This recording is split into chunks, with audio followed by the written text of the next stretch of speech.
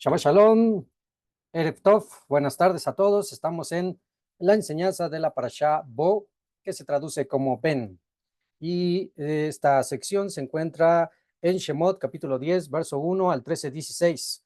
Por la mañana estábamos viendo la introducción de esta Parashá Bo, ven, y el inicio de las tres últimas plagas que van a permitir que el pueblo de Israel sea redimido, sea libertado de su esclavitud que por más de 400 años estuvo en la tierra de Egipto. Estamos en la porción de Shemot, capítulo 12, y con el permiso del cielo, con el permiso de nuestro santo maestro, la Torah viviente, Yeshua HaMashiach, declaramos la siguiente veraja. Baruch atah Adonai Eloheinu melech haolam, asher kideshanu bemizvotav betzivanu, al libre Torah. Amén. Bendito seas tú, Dios Rey del universo, que nos has santificado con tus mandamientos y nos ordenaste el estudio de tu Torah. Te damos gracias, Padre, porque nos permites llegar a este momento de celebración, por tu Shabbat, por la lluvia, por el reposo, por el descanso, por la provisión en nuestras mesas. Gracias, Padre, porque tú nos guardas y nos cuidas y que aunque permites cosas adversas en nuestras vidas, Ganzule Tobá, todo es para bien para los que te amamos. Y gracias, Padre, porque estás trayendo a muchas ovejas de la casa de Israel a tu casa, a su redil. Y por los méritos de nuestro Adón Yeshua HaMashiach, te lo agradecemos y te bendecimos. Amén, ve amén. Bien, quien habla con ustedes, Morel Isha de la ciudad de Puebla. Un saludo cordial a todos ustedes, hermanos. La paz del Eterno sea con todos nosotros y con todo Am Israel. Estamos en la Parashá Bo y estamos en el capítulo 12, verso 1. Vamos a darle continuidad a la enseñanza que ya tuvimos en Shaharit y ahora vamos en esta porción. Dice así, sígame con la vista. 12:1. Habló el Eterno a Moshe y Aarón en la tierra de Mitzraim, diciendo: este mes es para ustedes cabecera de meses, primero es para ustedes en los meses del año. Bien, ya explicamos en Shaharit que el inicio de los meses, según el Eterno, es el mes de conocido como Nisan o Aviv, o simplemente como el mes primero, ¿sí? Que se celebra en la época de la primavera. 3. Hablen a toda la congregación de Israel diciendo: el día 10 de este mes tomarán para ellos cada uno un cordero por cada clan, por línea paterna, un cordero por cada casa. Si será por poca numerosa la casa, o sea, si son muy pocos en la casa, para comer el cordero, o sea, es mucho cordero para una casa que es muy con pocos integrantes, entonces tomará él y su vecino cercano a su casa, de acuerdo con la cuenta de las almas, cada uno de acuerdo con la que come, se contarán sobre el cordero. 5. Un cordero íntegro, o sea, sin defecto, un cordero sin defecto, macho en su primer año, será para ustedes. De las ovejas o de las cabras tomarán, y será para que ustedes lo cuiden hasta el día 14. Esto es que durante 4 días lo apartan el día 10, lo apartan el más perfecto que encuentren, sin mancha, sin defecto, y lo están examinando durante 4 días para que sea el indicado para poder tener el Corbán Pesach, el sacrificio de Pesach. Lo tendrán con ustedes hasta el día 14 de este mes y lo degollará toda la asamblea de la congregación de Israel en el atardecer, cuando inicia el día 14. Tomarán de la sangre y lo pondrán sobre las 2 jambas y sobre el dintel de las casas donde lo comerán en ellas, una señal como tal, la señal de la redención puesta sobre los dinteles, los marcos de las casas donde se iba a comer. 8. Comerán la carne en esta noche, asada al fuego, y al asarla, toda la sangre sale del animal y no queda nada de sangre dentro del animal. Con panes ácimos, panes sin levadura. Hemos explicado, hemos aprendido también que los panes con levadura pueden representar el pecado, las transgresiones, la maldad. Y comer panes sin levadura nos implica una comida o una vida sin pecado, ¿sí? Entonces, panes ácimos, panes sin levadura, junto con hierbas o verduras amargas. Y esto es para recordar la amargura que se pasó durante ese tiempo de la esclavitud. Y la amargura causaba tristeza y quebranto. Lo comerán. 9.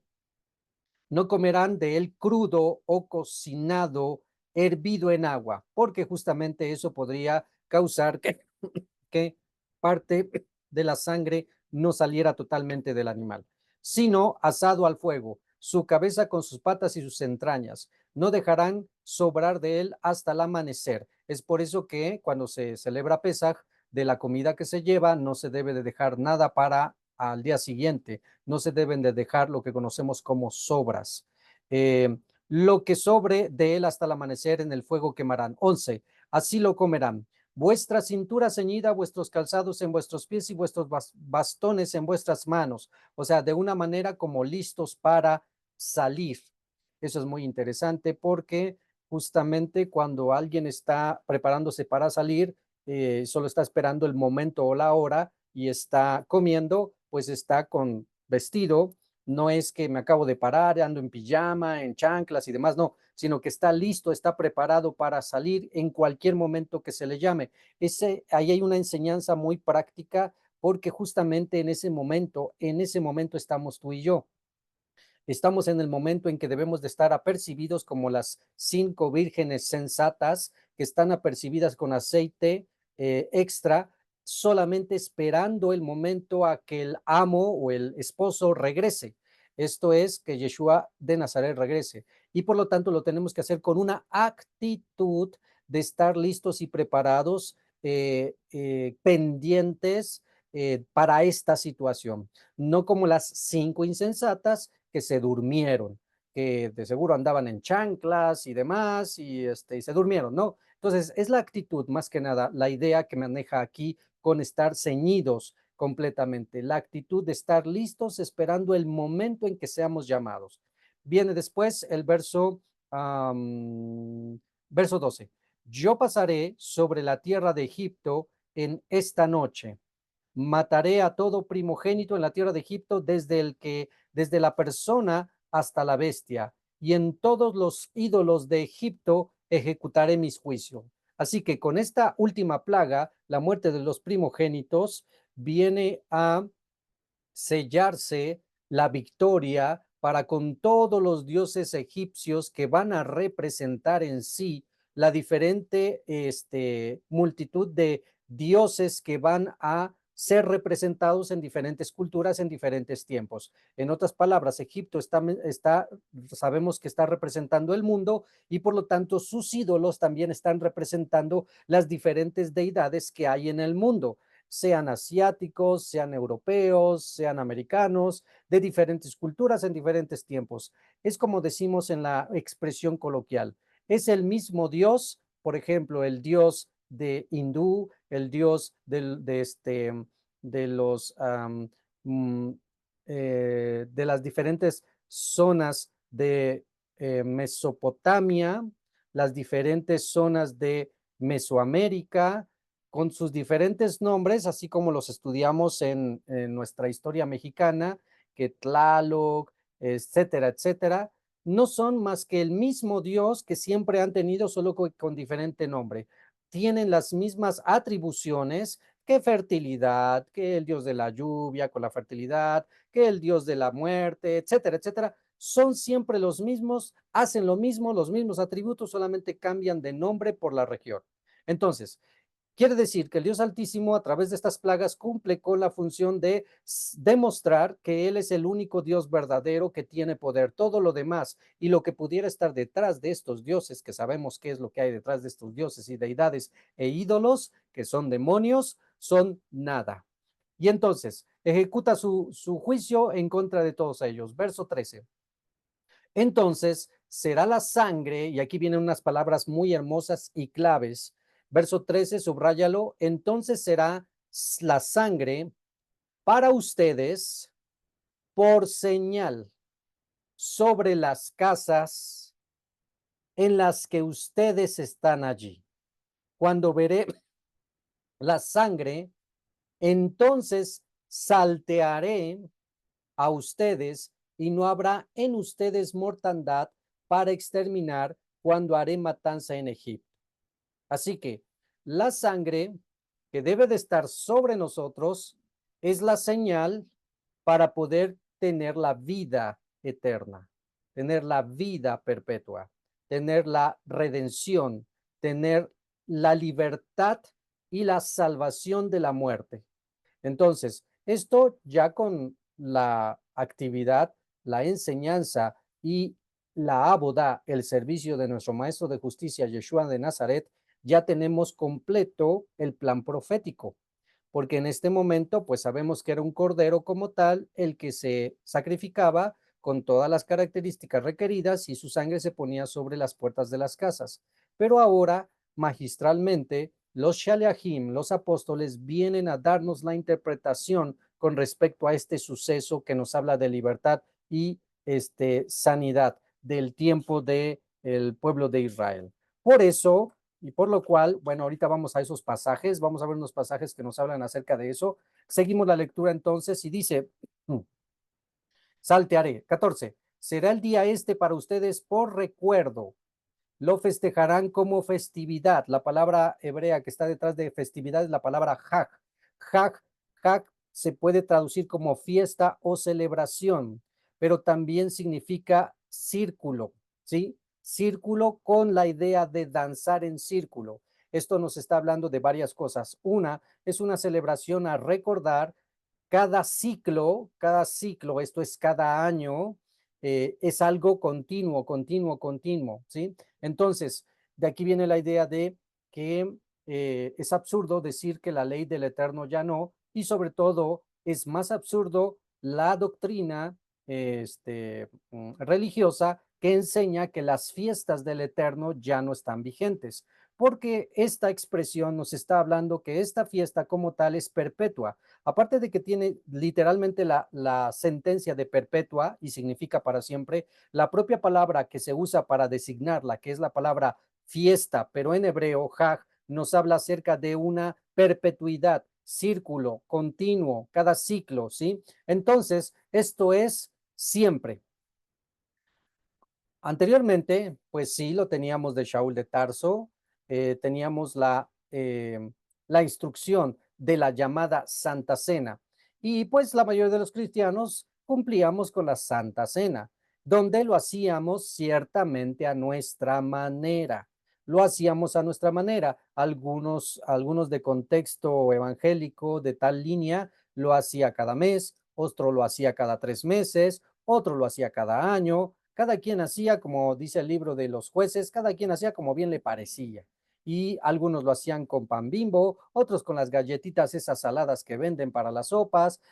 Algunos sí eran un poquito más escrupulosos y compraban pan árabe y lo hacían con pan árabe, pero siempre con jugo de uva. No usaban vino, en la mayoría no usaban vino, y más las líneas muy ortodoxas evangélicas como los bautistas, los bíblicos, que no era pecado tomar licor o vino. Bueno, entonces cada quien hacía lo que bien le parecía y se celebraba supuestamente la cena del Señor, como bien decía la tradición. Nosotros hemos aprendido que, como vamos a leer más adelante, Pesach se tiene que hacer como una ejad, como una unidad con el pueblo de Israel. Más adelante lo va a explicar y va a decir, no se puede hacer como tú quieras, lo tienes que hacer como está estipulado. ¿Y cómo está estipulado? En la ley de Moisés. Y ahí viene el grave problema de los cristianos, porque como no siguen la ley de Moisés y no leen, no estudian la ley de Moisés, no saben cómo se celebra lo que Yeshua hizo en la mal llamada Cena del Señor, o mucho más peor, lo que dice en el encabezado de esa sección, las versiones al español, cuando dicen institución de la Cena del Señor. No, Yeshua no estaba instituyendo nada, Yeshua estaba celebrando Pesaj. Y lo único que añadió fue el simbolismo a una de las copas que se toma durante Pesaj. Es lo único. Ah, y al pan sin levadura también le dio otro simbolismo, pero de ahí en fuera es exactamente lo que vivió fue Pesaj. Así que cuando un cristiano dice que toma la cena del Señor, no está tomando ni está haciendo nada. Entonces alguien puede decir, bueno, entonces quiere decir que nunca celebré la cena del Señor. Pues realmente no. Si alguien lo hizo y lo sigue haciendo de esa manera, nunca lo ha hecho, no ha hecho Pesaj, nunca ha hecho Pesaj. Entonces nosotros estamos para esto, para poder regresar a la correcta celebración de esta fiesta que recuerda la libertad de los hijos de Israel de Egipto. Bien, seguimos adelante y dice, 7 días, verso 15, 7 días panes ácimos comerán, ciertamente desde el primer día anterior a estos, harán cesar la levadura de vuestras casas, porque todo el que comiere leudado se cortará esa alma de Israel, desde el primer día hasta el séptimo día. Bien, aquí viene la instrucción. Cuando viene Pesaj, durante 7 días, a partir del día 1 viene Pesaj. El día 1, que es el día 14, es Pesaj. A partir de ahí vienen los días de Hamatza, panes sin levadura. Entonces tenemos que entender bien esto. 1 es el primer día, que es Pesaj. A partir de ahí, junto con ese día, se cuentan 7 días, que ya es la fiesta de panes sin levadura. Entonces, no confundir, porque hay muchos que confunden la fiesta de los panes sin levadura con la fiesta de Pesach. Son dos cosas. Aunque están íntimamente relacionadas y comienzan el mismo día, son dos fiestas como tal en sí. Así que aún encontramos a muchos maestros que usan indistintamente la fiesta de los panes sin levadura refiriéndose a Pesaj y Pesaj simplemente refiriéndose a panes sin levadura. Por ejemplo, dicen, estamos en el día 4, en el día 5 de los panes sin levadura y dicen, seguimos en Pesaj. No seguimos en Pesaj, estamos en la fiesta de los panes sin levadura. Pesaj fue el día 14, así que llévenlo bien en tu mente. Pesaj el día 14, cordero, hierbas amargas y panes sin levadura. Y con la actitud de estamos listos para irnos. Bien. A partir de ese mismo día también inicia la fiesta de Hamatza, panes sin levadura. Durante 7 días no debe de haber levadura en tu casa, ni en tu alacena, ni en tu refri, ni en tu estufa, ni en tu cajón, ni en tu coche, ni en ningún lado de tus posesiones. Los que tienen oficina propia, ni en sus oficinas, ni en sus negocios. En ningún lado debe de haber levadura como tal. ¿Sí? Por lo que representa la levadura, el pecado. Esto es una enseñanza didáctica. Durante 7 días o durante 7 milenios o durante todos los días de la semana deberíamos de estar viviendo sin pecado. Esa es una enseñanza didáctica. Eso nos recuerda, cuida tu vida para que no haya pecado en tu vida. Así como vas a buscar la levadura unos días previos antes de Pesach para sacar de tu refri, de tu alacena, de tu estufa, limpiar tu casa, mover la estufa, mover el refri, mover tus muebles entre los lados de los sillones, entre las sillas, atrás de la vitrina, abajo de las camas, etcétera, etcétera. Se tiene que buscar todo escrupulosamente para que no haya ningún cachito de pan que se cayó, etcétera, etcétera. Entonces, de esa manera tienes que entender lo que debes de buscar y examinar tu vida, que no debe de haber pecado, ni el más pequeño pedacito, ni el más grande. Se tiene que eliminar toda levadura. Ese es un mandamiento. Y otro mandamiento es no levadura. Y el otro mandamiento es, porque vean la sentencia, porque quien coma levadura durante ese periodo, cortado caret de su pueblo. Pues la idea es clara. Quien peque, quien peque como tal, no es parte del pueblo, cortado del pueblo. Bueno, la otro mandamiento es, y durante esos 7 días comerán panes sin levadura. Y al estar comiendo ese pan sin levadura, también es didáctico para que estés recordando que no debe de haber levadura en tu casa, en tu vida, en tu persona, en tus actitudes. ¿Sale? Así que no solo se come pan el primer día, Pesaj, sino durante 7 días. Por eso tenemos que apercibirnos para tener el suficiente pan sin levadura durante los 7 días. Bien, de eso vamos a hablar ya más tranquilamente y más profundamente cuando se esté dando la instrucción para Pesaj. Seguimos adelante y dice, verso 16, el día primero convocarán convocación sagrada, Mikra Kodesh, una convocación sagrada el primer día, que es Pesaj, y el día séptimo, al séptimo día, convocación sagrada también será para ustedes. Así que reunión el primer día, reunión el último día. Todo trabajo no será hecho en ellos. Así que vayan apercibiéndose.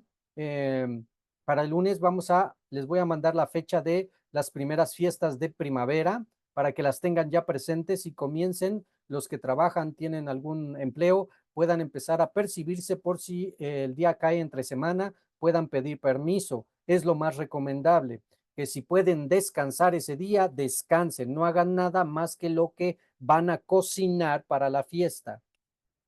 Verso 16 a la mitad. Todo trabajo no será hecho en ellos, solamente lo que es necesario para alimentar la vida. Eso únicamente será hecho para ustedes. 17. Cuidarán los panes ácimos o la fiesta de Hamatza, los panes sin levadura, porque en este día pleno día saqué a vuestros ejércitos de la tierra de Egipto. Entonces cuidarán este día para vuestras generaciones ley perpetua. ¿Qué significa perpetuo? Para siempre. Y aquí no hay ningún indicio de que diga que cuando venga Cristo ya esto se terminó. Al contrario, Mashiach es el cumplimiento de la Torah. Así que con mucho mayor razón se debe de cumplir esto. Verso 18. En el mes primero, en el día 14 del mes, al anochecer comerán panes ácimos o panes sin levadura hasta el 21 del mes, al anochecer. Se van dando cuenta que va repitiendo toda la instrucción y la va a seguir repitiendo una tercera vez para que nos quede bien claro lo que se va a hacer. Verso 19. 7 días levadura no se encontrará en vuestras casas, porque todo el que coma leudado se cortará esa alma de la congregación de Israel. Y esta instrucción, fíjate qué interesante que lo aclara y dice, así el prosélito y el ciudadano de la tierra. Te lo traduzco, así el hijo de Abraham, ADN judío, como el que se convirtió al pueblo de Israel. Esto es todos nosotros, los que venimos de un origen gentil.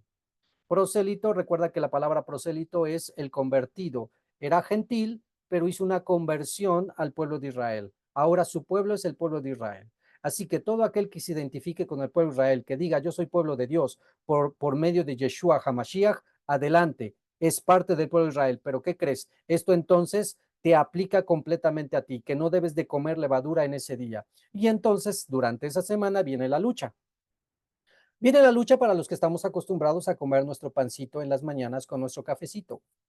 Viene la lucha para los que estamos acostumbrados tal vez a de repente comer una torta de algo, ¿no?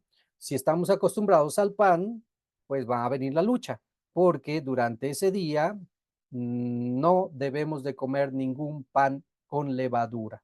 Solo se come pan sin levadura.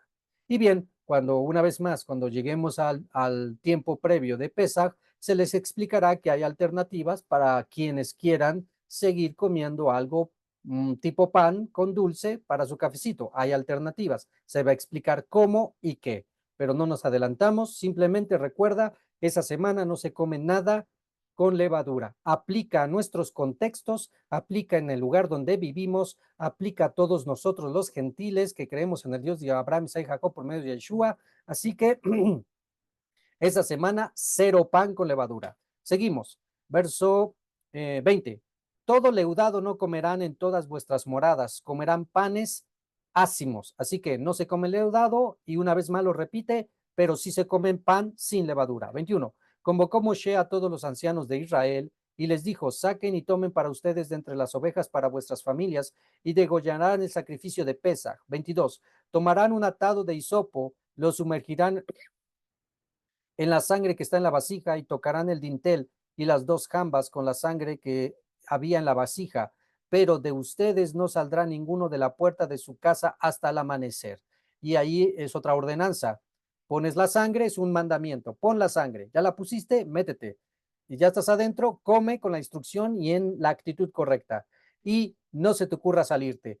Algo equivalente a esto de no se te ocurra salirte de la casa, aunque tengas la sangre puesta en el dintel, no se te ocurra salirte de la casa, es algo así como la instrucción de los ángeles con Lot y su familia cuando les dijo, váyanse, apúrense, dijo el ángel principal que iba a destruir Sodoma y Gomorra, Sodoma y Gomorra, váyanse, escápense y no miren atrás.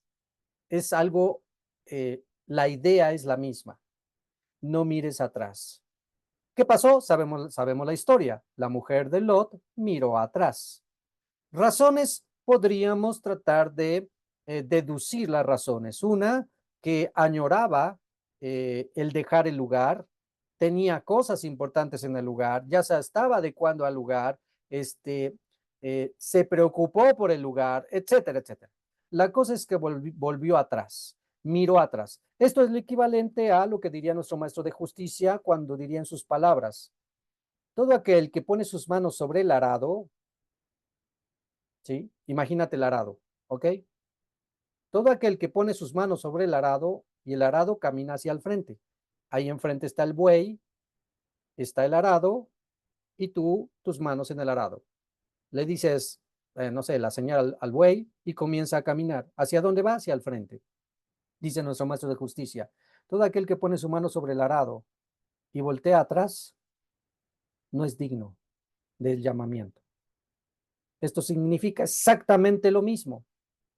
Quien se prepara para servir al Eterno y a dejar la vida antigua, a dejar una vida de celos, envidias, engaños, negocios chuecos, fornicación, adulterio, hechicerías, mentiras, etcétera, y ya dejando esa vida, comienza a servir al Eterno, comienza su cambio de vida, comienza su cambio de actitud, comienza a ser otra persona, comienza a amar al prójimo, comienza a buscar al Eterno, pero de repente voltea atrás para decir: ay, pero me divertía mucho con mis amigos en las borracheras, ay, me divertía mucho, o ganaba mucho cuando hacía negocios chuecos, oh, cómo me divertía con la vecina cuando nos íbamos a los chismes, etcétera, etcétera. Voltea atrás, estatua de sal. O lo equivalente aquí: se sale de la puerta. ¿Qué va a pasar con el ángel de la muerte? ¿Qué va a pasar? ¿Sí? Entonces, esa es la idea, que una vez saliendo, no seas como los hijos de Israel, que más adelante van a estar añorando: mejor nos iba en Egipto. Estamos en este desierto donde no hay agua, ni pan, ni carne. Mejor nos iba en Egipto. Tal vez regresásemos a Egipto porque ahí teníamos comida de sobra. Bueno, que no te ocurra como eso, porque una vez caminando hacia el frente, debe de ser incorrecto volver atrás. Verso 22. Verso 23. Cuando pase el Eterno para matar en Egipto y vea la sangre en el dintel y en las dos jambas, salteará, eso significa Pesaj, saltear, la puerta, y no dejará al ángel exterminador entrar en vuestras casas para matar. Cuidarán esta cosa por ley para ti y para tus hijos. ¿Por cuánto tiempo? Para siempre. Subrayenlo para cuando hablen con un amigo cristiano y te digan: no, tú ya estás judaizando. Tú ya estás judaizando, tú estás fuera de los mandamientos, porque esta fiesta de Pesaj es para siempre. Donde dice que Cristo venía a abolir las fiestas, donde dice que Shaul de Tarso vino a abolir las fiestas. Eso lo enseñó el Vaticano. Bueno, ya. 25. Será cuando vengan a la tierra que dará el Eterno a ustedes como ha hablado, que cuidarán al servicio este. Y será cuando pregunten a ustedes, vuestros hijos: ¿qué es esta servidumbre para ustedes? O sea, ¿qué es este rito? ¿Qué es esto que estamos haciendo? Eh, Entonces les contestarán, verso 27, un sacrificio de Pesaj es él para el Eterno, porque ha salteado sobre las casas de los hijos de Israel en Egipto, cuando castigó con mortandad a Egipto y a nuestras casas salvó. Se inclinó el pueblo y se prosternó. 28. Fueron e hicieron los hijos de Israel tal como lo ordenó el Eterno a Moshe y Aarón, así hicieron. 29. Ocurrió a la medianoche que el Eterno mató a todo primogénito en la tierra de Egipto, desde el primogénito del faraón que se hubiera sentado en su silla, hasta el primogénito del cautivo que estaba en la cárcel, y todo primogénito de la bestia. Se levantó el faraón en la noche, él, todos sus siervos y todo Egipto. Hubo un gran clamor muy grande en Egipto, porque no había casa en la que allí no había un muerto. Y llamó el faraón a Moshe.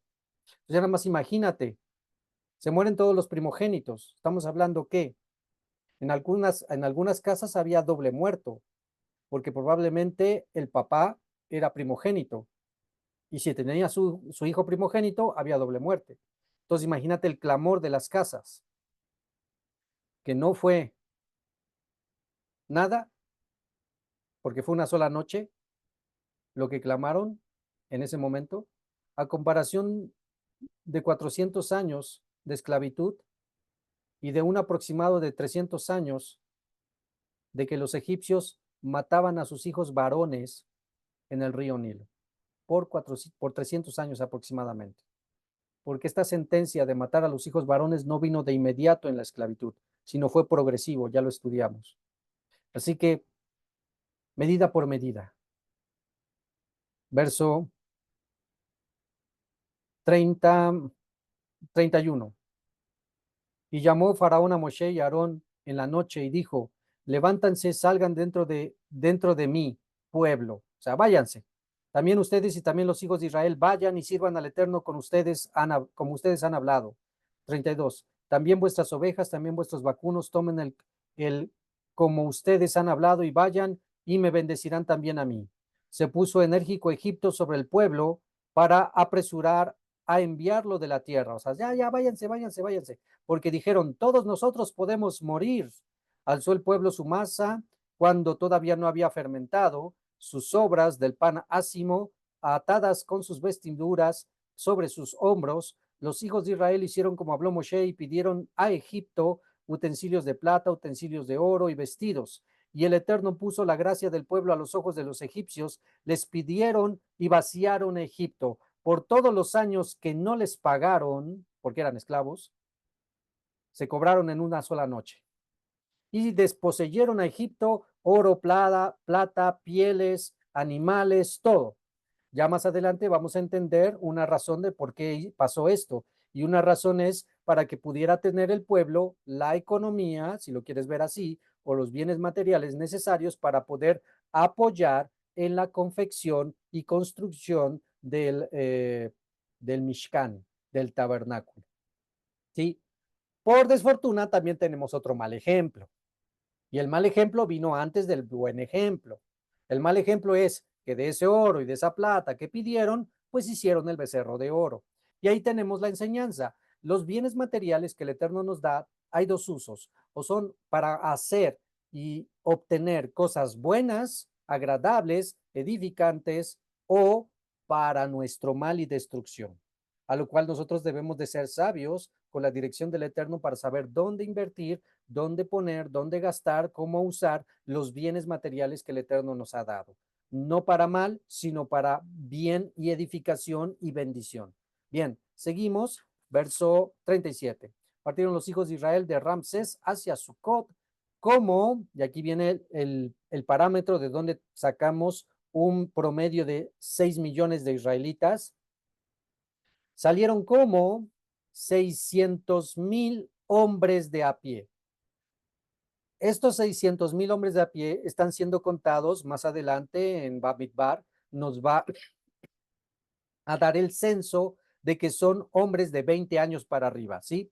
De 20 años para arriba son 600,000 varones, sin contar niños, niñas, mujeres, ancianas, y prosélitos y la gente demás que se juntó. Hagan sus cálculos.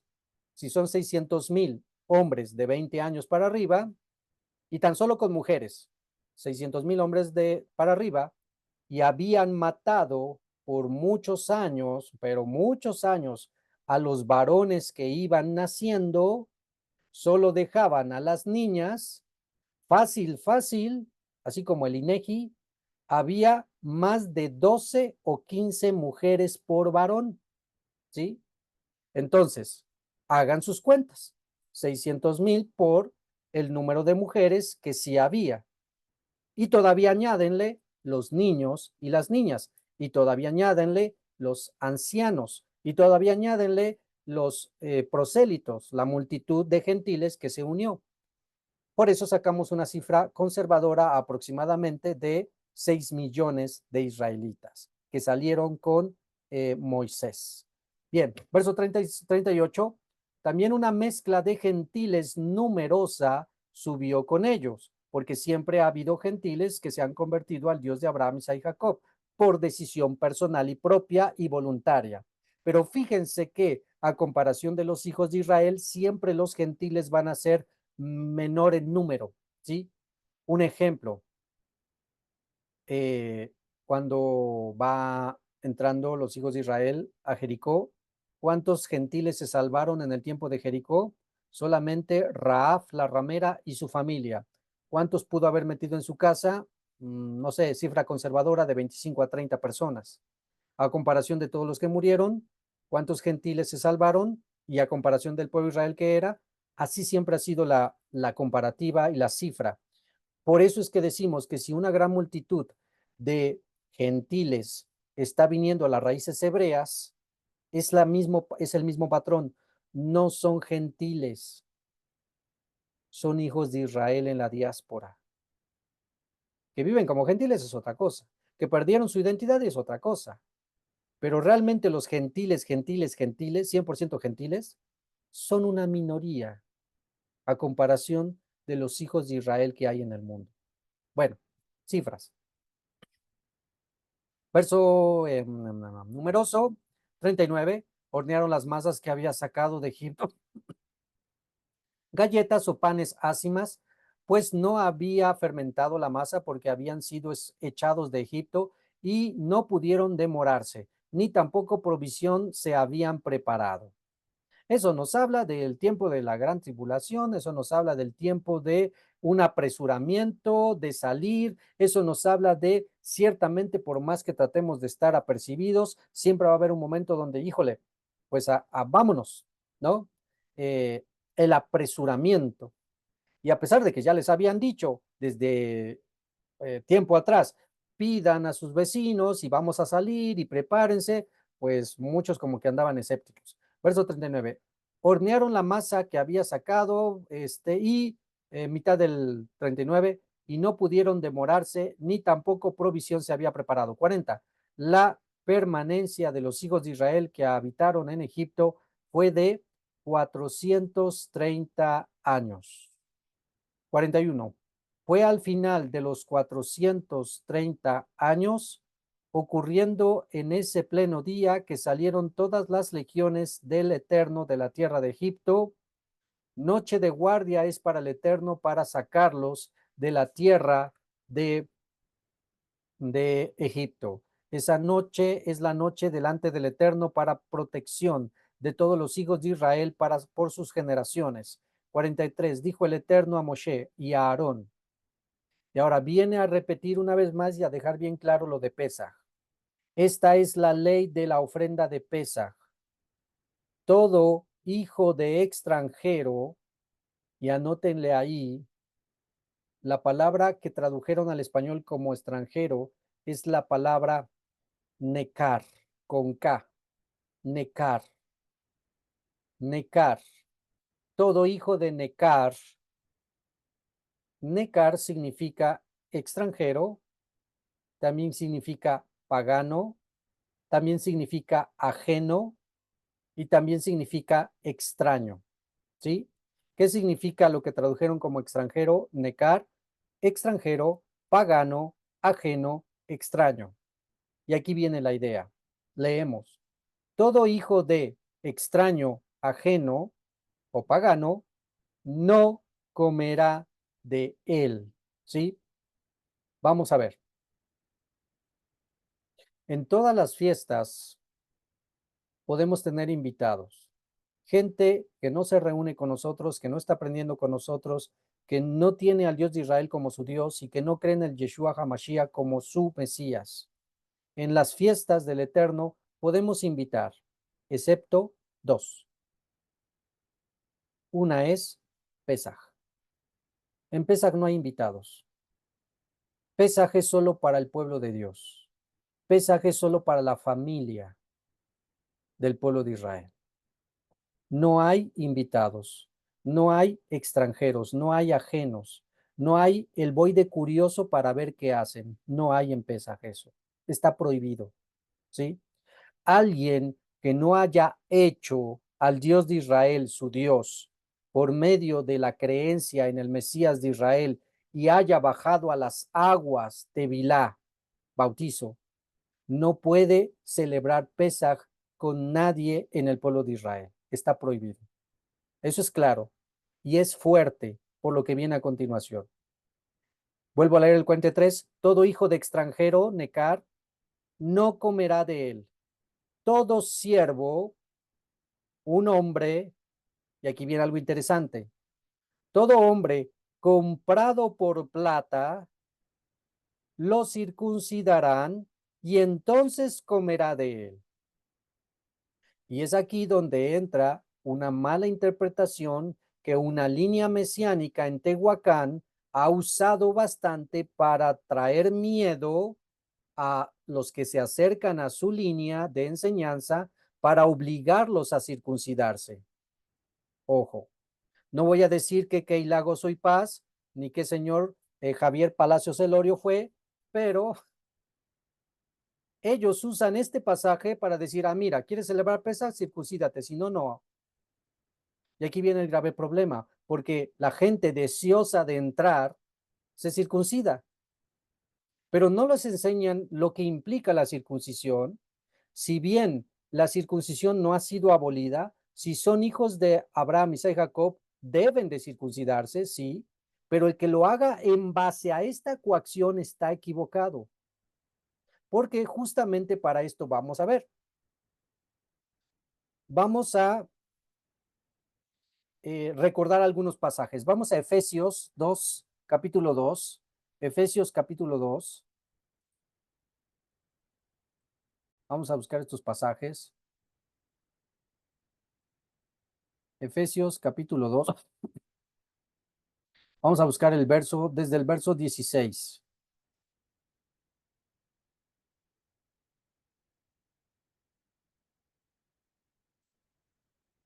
Dice así: por tanto, nadie os juzgue en comida o en bebida. Recuerden que Shaul de Tarso le está hablando a la comunidad en Efeso. La comunidad en Efeso está mayormente conformada por gentiles. Bien, por tanto, nadie os juzgue en comida o bebida o en cuanto a días de fiesta, luna nueva o días de Shabbat. Aquí en esta porción, Shaul de Tarso les está diciendo a los efesios, porque sale Colosenses, permítame. Sí, ese pasaje también es correcto, que lo vamos a ver ahorita, pero vamos a Efesios. Efesios 2:19. Así que ya no sois, le está hablando a los gentiles, ya no sois necar, ¿sí? Ya no sois extranjeros, ya no sois ajenos, ya no sois paganos, ya no sois extranjeros, extraños, ni advenedizos, sino conciudadanos del pueblo escogido y miembros de la familia de Dios. ¿Cuál es la familia de Dios? El pueblo de Israel. Pero fíjense aquí los detalles, porque es muy bonito, porque en la mayoría de las predicaciones todos lo sabemos. Sí, perfecto. Los gentiles, por la fe en Yeshua, vienen a ser parte del pueblo de Israel, familia de Dios. Ya no son extranjeros como tal. Hasta ahí vamos bien, pero ahí se quedan. Lo que no nos dicen es la responsabilidad que viene con esa adopción. Por eso, verso 20, edificados sobre el fundamento de los apóstoles y profetas, siendo la piedra del ángulo el mismo Mashiach Yeshua.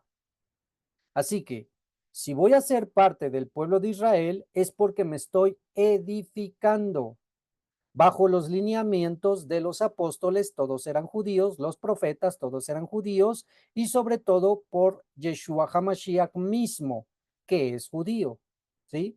Esto lo vamos a unir a Primera de Corintios 6. Vamos a Primera de Corintios capítulo 6,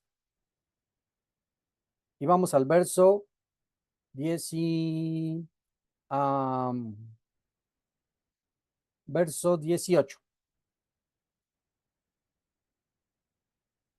6:18 de Primera de Corintios. Dice, huid de la impureza sexual. Cualquier otro pecado que el hombre cometa está fuera del cuerpo, mas el que hace impureza sexual contra su propio cuerpo peca. Y entonces, la idea es, cuídate de la fornicación, de la impureza sexual, porque tú no eres cualquier persona, ya has sido santificado, ya el Espíritu de Dios mora en ti, por lo tanto tienes que vivir coherentemente a lo que crees. Por eso viene el verso 19. ¿O ignoráis que vuestro cuerpo es templo del Ruach HaKodesh, la cual está en vosotros, la cual tenéis de Dios, y que no es vuestro. 20, porque fuiste, y aquí viene la palabra clave, fuisteis comprados por precio. Así que los gentiles fueron comprados por precio. ¿Cuál precio? Ahora sí, vamos a, vamos a primera de Pedro, porque aquí nos lo va a aclarar un poquito más. Vamos a primera de Pedro, capítulo 1, y vamos a leer el 13. Dice Kefa, Pedro, en primera de Pedro 1:13. Por tanto, tened vuestras mentes listas para trabajar en esto, siendo sobrios, esperando cada día con perfecta fe la gracia que os es traída cuando Yeshua HaMashiach se ha revelado.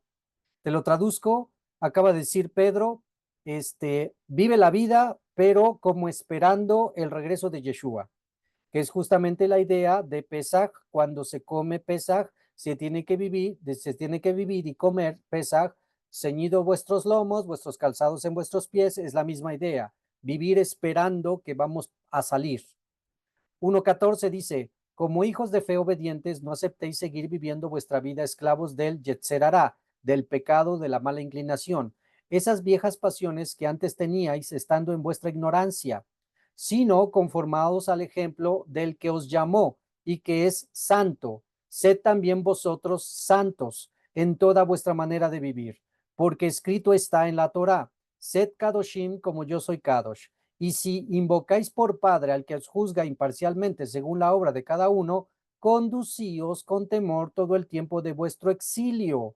Qué interesante que aquí Pedro le está hablando a los exiliados, los israelitas que viven fuera de Israel, de lo cual aquí en nuestra comunidad tenemos muchos. Primera de Pedro 1:18, sabiendo que fuisteis redimidos de vuestra vana manera de vivir, recibida de vuestros padres, no con cosas corruptibles como oro y plata, sino con, ¿cómo fuiste redimido? Con el alma preciosa de Mashiach. Otras traducciones dicen por la sangre preciosa del Mashiach, como de un cordero, y aquí vienen las palabras claves para identificarlo con Pesach. Fuimos comprados, estamos en el exilio, estamos en Egipto, pero nuestra alma ha sido comprada por un cordero sin mancha, que es la característica del cordero que se debe de sacrificar en Pesach, sin defecto, ciertamente conocido por Hashem desde antes de la fundación del mundo, pero revelado en Aharit Hayamim, los tiempos postreros por amor de vosotros. Pues por la mano de Mashiach habéis sido traídos de vuelta a la obediencia de Dios para que vuestra confianza y esperanza estén puestas en Elohim, quien lo resucitó de entre los muertos y le dio honor. Bien, ahora vamos a añadir esto a Primera de Colosenses. Vamos a Colosenses. Permítanme. ¿Dónde anda?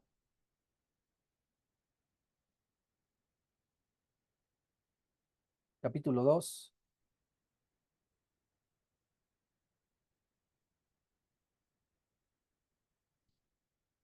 Estamos en Colosenses capítulo 2 y vamos a leer desde el verso 10. Desde el verso 10. Dice Shaul de Tarso a los de Colosa, y estáis completos en él, quien es el primero en todo principado y potestad, en quien también fuisteis circuncidados con circuncisión no hecha en mano, al echar de vosotros el cuerpo pecaminoso carnal en la circuncisión de Mashiach. Entonces, tenemos aquí, si lo vemos de esta manera, los creyentes de origen gentil, y aquí la idea, que al principio del servicio de los apóstoles, del tiempo de los apóstoles, Shaul de Tarso sabía algo que no podía decir claramente, que en algunas cartas lo daba algunas señales. Y esto es que a la mayoría de los gentiles que él predicó, Efesios, Colosas, Tesalónica, Gálatas, Roma, muchos eran judíos asimilados. Entonces, la idea aquí es que el Mesías está regresando por medio de su servicio y su muerte y su sangre, está regresando a ser parte de la familia tanto a gentiles como a judíos gentilizados. Los está regresando a ambos. En su momento, el Eterno dará a cada uno la posición que debe de tener y que había perdido. Estamos hablando de el hijo pródigo, estamos hablando de las 10 casas, las 10 tribus de Israel, estamos hablando de las ovejas perdidas de Israel que viven gentiles. Pero que, como provisión, el Eterno, sabiendo que las ovejas están muy dispersadas, andan sin pastor, andan sin dirección, perdidas en los montes y en los valles, y no hay quien llame por ella ni quien las busque, dicen los profetas. Sabría que por medio de su ungido, Yeshua de Nazaret, vendrían a ser llamadas por medio de sus talmidim, sus shaliachim, sus apóstoles, sus emisarios, pero vendrían muy sucias esas ovejas, tan sucias que no se sentirían dignas de ser casa de Israel, como el hijo pródigo no se sentía hijo. Entonces, para comenzar el proceso de regreso, serían tratadas como gentiles al principio. Y entonces las cartas de Shaul de Tarso que acabamos de leer y la de Pedro nos hablan de esos gentiles que para que entren primeramente como gentiles, con la idea de que son gentiles, les queda bien claro que si van a entrar va a ser por Yeshua, por su servicio, por la sangre del Cordero y por un cambio de vida, por una teshuvá, por un arrepentimiento y por un cumplimiento de mandamientos que deben de guardar y obedecer para demostrar que realmente están arrepentidos de pecar, porque recuerden que pecado es transgresión de la ley. Y entonces, en ese proceso que están entrando como gentiles, en ese proceso pasaría el tiempo y el Eterno les revelaría que son hijos de Israel, no son esclavos, no son advenedizos, no son necar, sino son hijos de Israel. Y por lo tanto, aquí en esta sección que estamos leyendo, el verso 43, que nos dice que ningún extranjero comerá de Pesaj, nos está dando la antesala de comprender que vendría un regreso de las ovejas perdidas de la casa de Israel, cuando ellos ansiarían el vivir el pacto que fue establecido desde este momento, la salida de Egipto, y después establecido como ley perpetua ya firmada en el monte Sinaí. Y como hemos dicho en otras ocasiones, la sangre llama a la sangre. No es casualidad que tú y yo estemos buscando las fiestas del Eterno y cuando llegue Pesaj eh, nos identifiquemos tanto con esa fiesta. No es casualidad. Entonces, debemos de ser susceptibles, sensibles y dejarnos guiar por el Ruach HaKodesh para poder encontrar esa identidad que ha sido perdida. Porque tú no eres extranjero, tú no eres Nekar, tú eres hijo o hija. Y si hijo o hija, tienes derecho a todas las promesas y a todos los pactos. Que por la mentalidad de extranjero, Nekar, esclavo, ajeno, te has limitado a obtener. Pero que quede claro que ya sea un gentil que solo está de curioso, como dirían los profetas que en los postreros tiempos habría comezón de oír, solo un gentil que solo anda de curioso, no quiere ningún compromiso con el Dios de Israel, no quiere cambiar su vida, no quiere nada con el Mesías, solamente quiere el qué, a ver qué hacen, está prohibido en Pesaj, ¿sí? Solo familia del Eterno que tiene este compromiso y ha sido circuncidado en el corazón y ha sido comprado a precio de sangre. Solamente así. No como lo maneja los mesiánicos de sí, quieres Pesach, ven y circuncídate. No, sino ven primero por Hashem, por Mashiach y Tevilá, ya eres parte del pueblo. Ya más adelante el Eterno pondrá la certidumbre en los varones si son hijos de Israel, el circuncidarse, o si son gentiles, quedarse así, porque la circuncisión es para los hijos de Abraham ADN. Pero ahí, bueno, ahí nos metemos en tela marinera, dirían los españoles, pero bueno, ahí lo dejamos porque ese es un tema muy, muy interesante, eso de la circuncisión. Pero estamos esperando el tiempo correcto para poder interpretar correctamente algunas palabras que fueron dichas, por ejemplo, con el profeta Jeremías, Jeremías y Ezequiel, porque en el profeta Ezequiel, cuando habla del templo, dice claramente que en el tiempo del reino milenial, ningún incircunciso podrá presentarse en el templo, ¿sí? Ningún incircunciso podrá presentarse en el templo. Entonces alguien dirá por ahí, ah, bueno, yo ya tengo la circuncisión en el corazón por Mashiach. Sí, pero sigue leyendo. Y Ezequiel es más claro y dice, ningún incircunciso de carne y de corazón podrá entrar al templo. Te lo traduzco. Ninguno que no crea en Yeshua y que no tenga el Brit Milá físico, la circuncisión física, podrá entrar en el templo. Quiere decir que para el reino milenial, sí o sí, todos circuncisos. Pero bueno, no nos preocupemos, no estemos intranquilos, esto es para el reino milenial, el Eterno irá dando los tiempos, pero que sepas que está el pasaje y que sepas lo que va a pasar en el reino milenial. ¿Ok?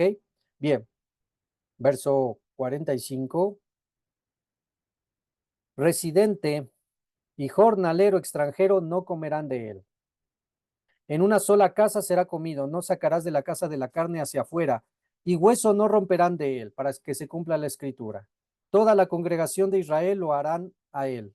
Si peregrinare contigo un prosélito y hace ofrenda de Pesach para el Eterno, será circuncidado todo varón y recién entonces se acercará para hacerlo y será como el ciudadano en la tierra, pero todo incircunciso no comerá de ella. 49. Una sola ley habrá para el ciudadano y para el prosélito que peregrina entre ustedes. Así que no es como nosotros queramos, es como el Eterno lo ha establecido en la ley de Moisés. Y no es entonces, como dicen los cristianos, que con pan Bimbo, con galletitas saladas o con juguito de uva. No. 50. E hicieron todos los hijos de Israel tal como ordenó el Eterno a Moshe y a Aarón, así hicieron. Fue en pleno día aquel que sacó el Eterno a los hijos de Israel de la tierra de Egipto por sus legiones. Habló el Eterno a Moshe diciendo, conságrame todo primogénito, todo el que abre matriz en los hijos de Israel, en la persona y en la bestia, porque mío es. Dijo Moshe al pueblo, recuerden que este día en el que salieron de Egipto, de la casa de esclavos, porque con fuerte mano sacó el Eterno a ustedes de aquí, y no comerán leudado. Hoy salen ustedes en el mes de la primavera, y será que cuando te traiga el Eterno a la tierra del Kenani, del Hití, del Emorí, del Jibí, del Jebusí, que juró a tus padres para darte una tierra para que mana leche y miel, harán este servicio en este mes. 7 días, 7 días comerán panes ácimos, y en el día séptimo será festividad para el Eterno. Panes ácimos comerás los 7 días, y no se verá para ti leudado, y no se verá para ti levadura en todos tus límites. 8. Referirás a tu hijo en aquel día diciendo, por causa de esto hizo para mí el Eterno cuando salí de Egipto, y será para ti por señal sobre tu mano y por recuerdo entre tus ojos, para que esta ley del Eterno esté en tu boca, porque con mano fuerte te ha sacado el Eterno de Egipto. Cuidarás esta ley en su fecha y de año en año. Fíjense, en su fecha, y en su fecha es en base al calendario hebreo. La cristiandad ha celebrado, otro punto en contra de la cristiandad es que ha celebrado la Pascua en el calendario romano. Los pastores cristianos siguen la fecha de Pascua que ha establecido la Iglesia Católica Apostólica y Romana. Así que toda la cristiandad sigue a Roma y sigue la Pascua, o la conocida mejor en México como la Semana Santa, en base al calendario romano, que es lunisolar, no en base a la fecha del pueblo hebreo. Así que, aparte de hacerlo con galletitas saladas, con pan Bimbo y con juguito, nunca lo celebraron en la fecha correcta. En otras palabras, la cristiandad nunca ha celebrado Pesaj. ¿Qué estamos haciendo nosotros? Regresar a nuestro primer amor. ¿Qué estamos haciendo nosotros? Regresar a las sendas antiguas. ¿Qué estamos haciendo nosotros? Regresar a lo establecido por Hashem. 11. Y terminamos con esta sección. ¿Será que cuando traiga el Eterno a la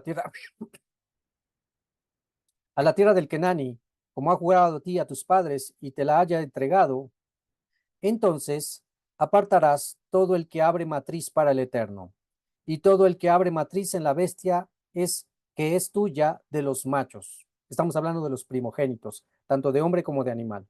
13. Y aquí viene una enseñanza muy interesante, muy importante para el primogénito. 13. Todo primerizo de asno redimirás con un cordero, pero si no lo redimes, entonces lo desnucarás o lo matarás. Empero todo primogénito de la persona de entre tus hijos redimirás. Será cuando te pregunte tu hijo el día de mañana diciendo, ¿qué es esto? Le responderás, con mano fuerte nos sacó el Eterno de Egipto, de la casa de esclavos. Bien, ahora vean, aquí viene una enseñanza muy importante con respecto al pueblo de Israel. Vamos al verso 12. Verso 12 dice, entonces apartarás todo el que abre matriz para el Eterno. Recuerden que la ley de Moisés está escrito, y todo el que abre todo primogénito será llamado Kadosh a Hashem, santo a Hashem, como lo vimos el martes cuando fue presentado Yeshua de Nazaret al octavo día de nacido, cumpliendo la ley de Moisés. Iba a ser consagrado porque era el primogénito. Bien, ahí está la idea, consagrar al primogénito. Ahora, aquí viene el detalle, verso 30. Y todo primerizo de asno redimirás. ¿Cuántos han leído esta sección o cuántos habían leído esta sección? Y vienen las preguntas que debes de hacer. Y es, ¿cuántos animales hay? Número 1, aquí nos está manejando un animal no kosher. No dijo de buey, no dijo de cordero, no dijo de cabra, no, dijo de asno. ¿Pero por qué asno? ¿Por qué no antílope? ¿Por qué no camello? ¿Por qué no caballo? ¿Por qué asno? ¿Y por qué solo se refiere al asno? ¿Por qué no dijo, y todo primogénito de los animales que usas, lo redimirás? ¿Por qué especificó el asno y no dio apertura a ningún otro animal? 13. Y todo primerizo de asno redimirás. Esto es, tienes que pagar un precio por el primogénito del asno, lo tienes que pagar. Y nos estipula cómo lo debes de pagar. Nos dice después, con un cordero.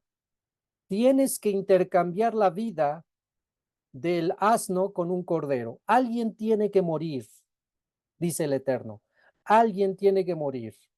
Si quieres tu asno, entonces que muera un cordero. Eso está diciendo. Pero, continúa diciendo, pero si no lo redimes, si no lo salvas con el cordero, entonces lo matas. ¿Sí? Aquí está usando la palabra desnucar. Lo matas. Ojo. Si no se cambia la vida del asno para que el asno viva, entonces sí o sí tiene que morir el asno. ¿Cómo se salva el asno? Con un cordero. No hay otra manera. Y aquí viene lo que sabemos cuando leemos los profetas. ¿Cuál es la identidad entonces del asno? La identidad del asno es Israel. Lo dice en Ezequiel y en Oseas. Ezequiel capítulo 23, después con calma lo leen, y Oseas capítulo 8, y no les voy a decir el verso exacto para que lean todo el capítulo. Ezequiel 23 y Oseas 8 comparan los dos profetas a Israel con un asno. En algún caso dice asno montés o asno salvaje. Israel es como un asno. Características del asno.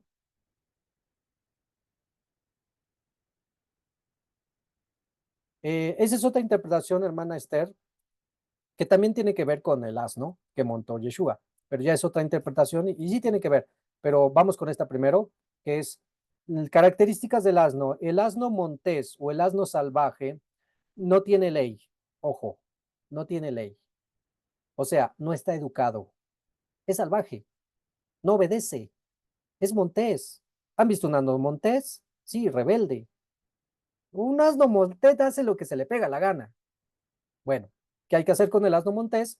Bueno, educarlo, a domesticarlo, lo que tú quieras. Pero bueno, características del asno montés. Rebelde, no tiene ley, hace lo que quiere, insujeto, ¿sí? Aparte, hay otra característica. No es kosher, o sea, no es apto, no es animal limpio, ¿sale? Entonces, ahí viene la idea.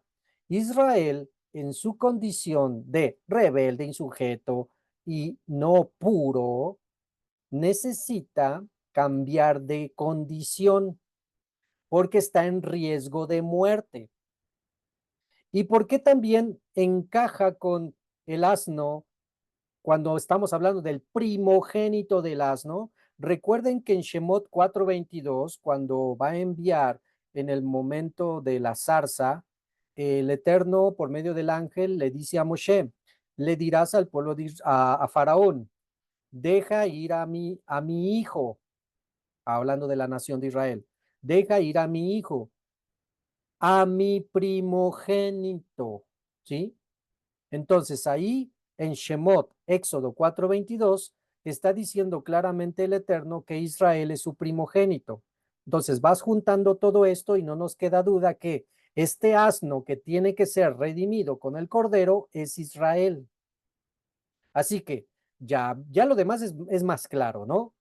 Si Israel es el asno insujeto, impuro, que tiene que ser redimido porque es el primogénito, ¿cómo se puede redimir a Israel? Solamente con un cordero. Y ahí viene toda la idea de uno vive y uno muere. El culpable, sobre el cual estaba la sentencia de muerte, que era el primogénito de asno, debía de morir, pero lo va a sustituir el cordero. Y todos ya sabemos quién es el cordero, Yeshua de Nazaret. Así que esto tiene más sentido cuando seguimos leyendo la mitad del 13 y dice, pero si no redimes al asno con el cordero, entonces lo desnucarás. Debe de morir. ¿Quién? El asno. Te lo traduzco. Palabras más sencillas. Si el asno, Israel, no es redimido con la sangre del cordero, si el asno, Israel, no cree en Yeshua de Nazaret y pone sobre sus puertas la sangre, debe de morir. No tiene vida. Te lo digo en otras palabras y en las palabras de nuestro Maestro de Justicia. El que cree en mí tiene vida eterna.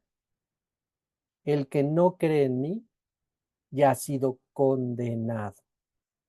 Y eso incluye al asno montés, primogénito, Israel.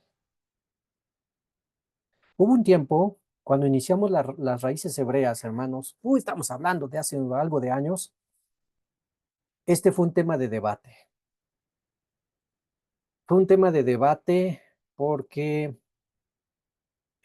conociendo, bueno, el Eterno revelándome esto, de que aún, como lo dice Shaul de Tarso, no todos los hijos de Abraham son hijos de la promesa, y no todos los hijos de Israel son pueblo de Israel. Sí, ya entendemos a este momento, espero. Eh, Solamente en Yeshua HaMashiach se pueden llamar hijos de Abraham, hijos de Isaac, hijos de Jacob. Porque Abraham tuvo dos hijos. Bueno, tuvo más, pero está mencionando dos. El de la esclava, Agar, y el de la libre, Sara. Y Shaul de Tarso va a asemejar a los hijos de la esclava con los judíos que no creen en Yeshua. Son hijos de la esclava, del pecado. Y los hijos de la libre, Sara, Isaac, van a ser los que creen en Yeshua de Nazaret, porque son libres, porque ¿quién nos hace libres? Yeshua de Nazaret, por su servicio y su abodá en el madero. ¿Sale? Entonces hay dos, son pueblo de Israel los dos y a la vez no son pueblo de Israel los dos, solo hay un pueblo de Israel. Los que creen en Yeshua de Nazaret y los que no creen. Los que creen en Yeshua de Nazaret son parte de los redimidos, el pueblo escogido, el Israel de Dios, diría Shaul de Tarso. Yo conociendo esto, tuve un gran conflicto al principio porque yo decía, no todos los judíos son salvos, solo los que creen en Yeshua de Nazaret.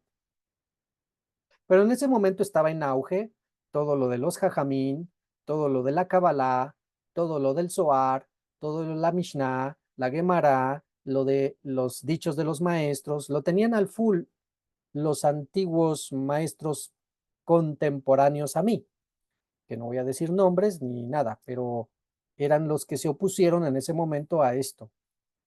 Ellos decían que con el simple hecho de ser hijos de Abraham, ADN, ya eran salvos. Yo decía, no, la escritura es muy clara y dice, aunque sean hijos de Abraham, no son hijos de la promesa si no creen en Yeshua de Nazaret. No, hombre, pues en ese momento de insujeto y demás no me bajaron. Y fue una de nuestras controversias. Pasa el tiempo, se conoce al rabino Dan Ben Abraham,